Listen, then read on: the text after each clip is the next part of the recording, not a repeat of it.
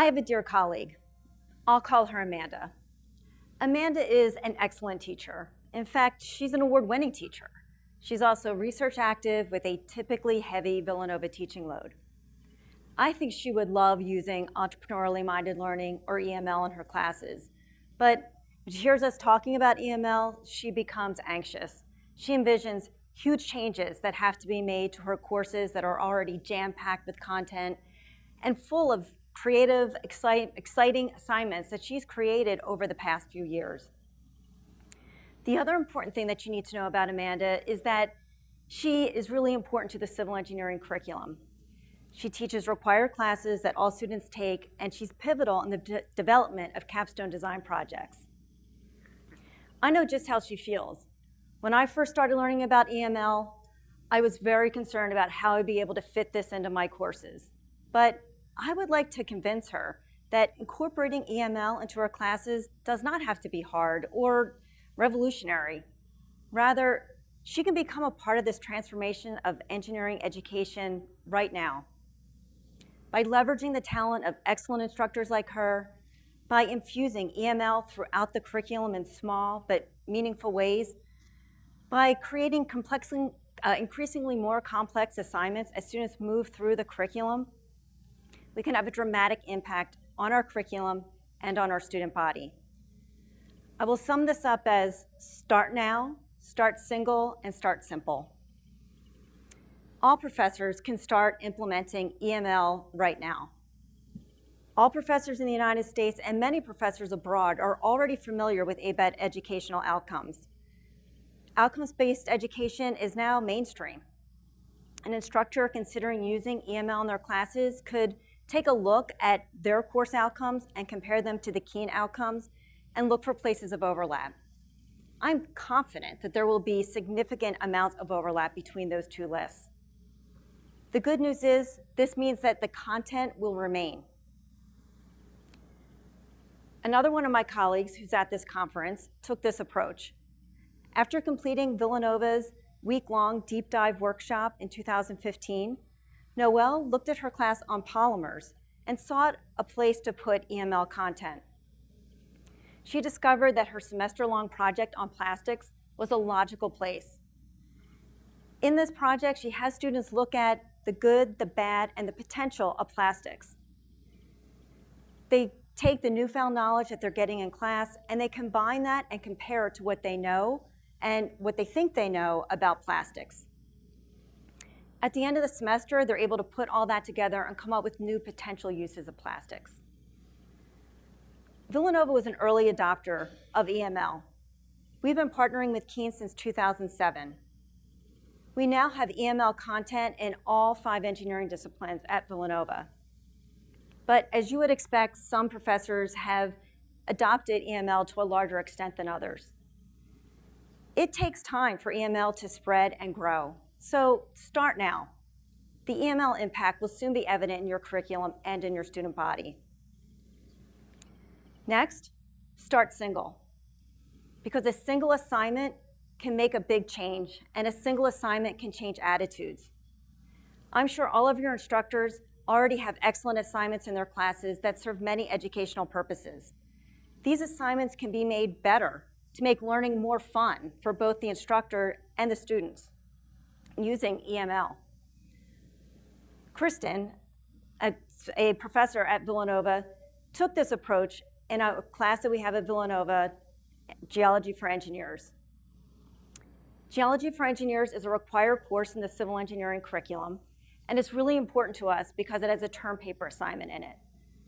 This term paper assignment is the only chance that we get to see how students write technically all on their own as opposed to working in a group.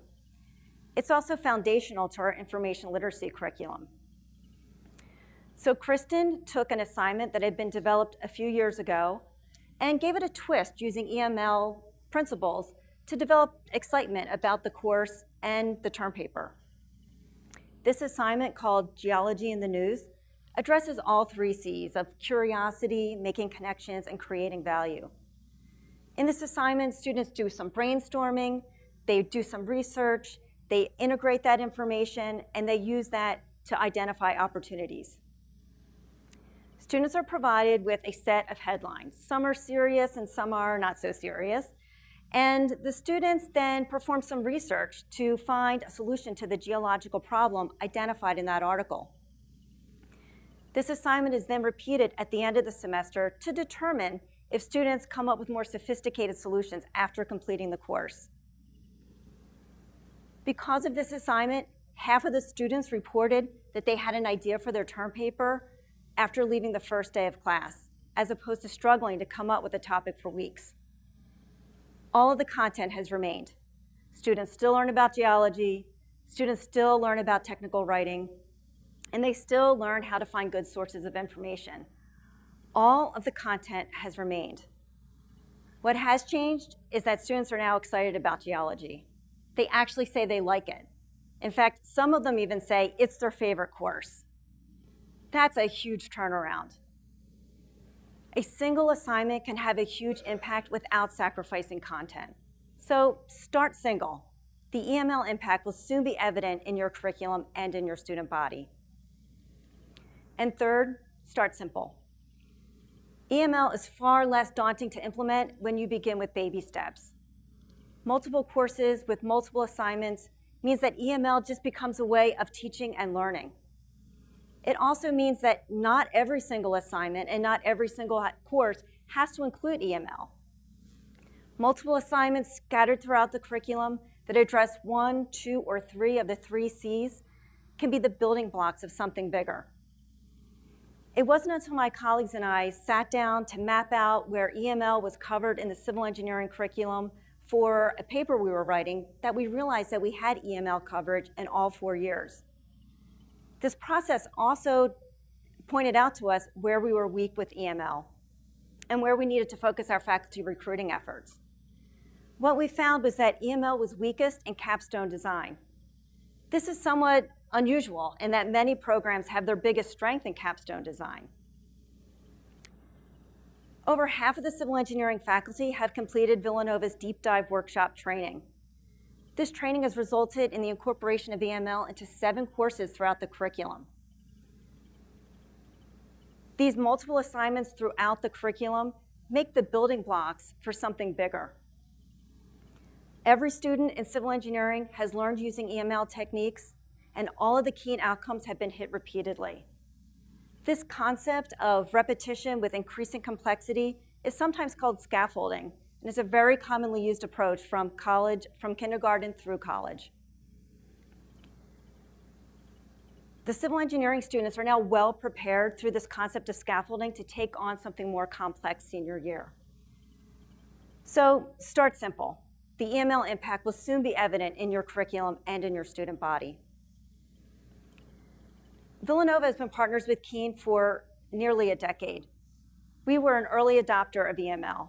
And so far, we've managed to contact and work with all of the professors at Villanova that are early adopters too, the faculty that are eager to try something new.